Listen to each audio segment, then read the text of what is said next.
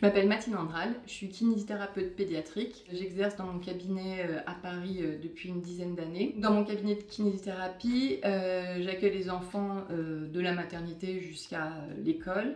Ils viennent pour des pathologies différentes. Ça peut être des problèmes orthopédiques ou des problèmes neurologiques, des problèmes même d'oralité ou des enfants par exemple qui sont en retard moteur, qui ont besoin de soutien pour les aider dans leur développement. Les enfants peuvent avoir différentes pathologies ou même des petits soucis à la naissance, et on sait que plus ils sont pris tôt en charge, plus on va avoir de bons résultats et surtout rapidement. Pour les pathologies un peu plus importantes, on sait que plus la prise en charge est précoce, et c'est pareil, plus on aura des résultats efficaces plus rapidement. Les symptômes sont très différents en fonction, mais aussi en fonction de l'âge et en fonction de l'histoire de l'enfant. Ce qui est sûr, c'est que si les parents s'inquiètent, il vaut mieux consulter quelqu'un et aller voir ce qui se passe, parce que rien que s'il n'y a rien, c'est bien, parce que comme ça les parents sont rassurés, et puis s'il y a quelque chose, les professionnels de santé, on connaît tout le développement neuromoteur de l'enfant, donc en les voyant,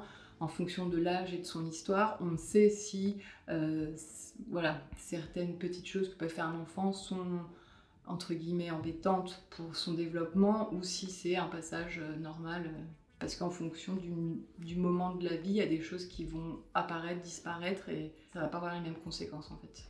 Une séance de kinésithérapie pédiatrique, en fait, c'est après le bilan où on voit en détail les difficultés que peut avoir l'enfant. On va mettre en place des séances par le biais du jeu. Donc en fait, on va jouer avec eux pour finalement leur faire certains mouvements, ou même on va jouer avec eux pendant qu'on les mobilise par exemple, pour les distraire.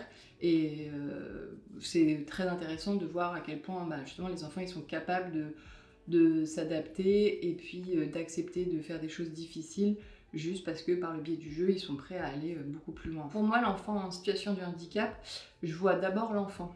Je vois pas le handicap.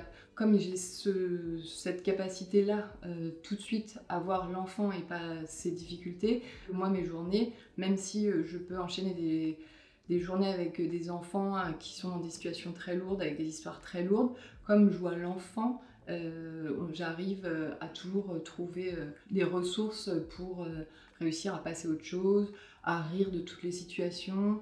Mais ça, c'est les enfants qui donnent cette capacité-là, parce qu'en fait, eux, c'est toujours eux le moteur, c'est toujours eux qui donnent l'énergie de voir ce qu'ils sont eux et pas leurs difficultés.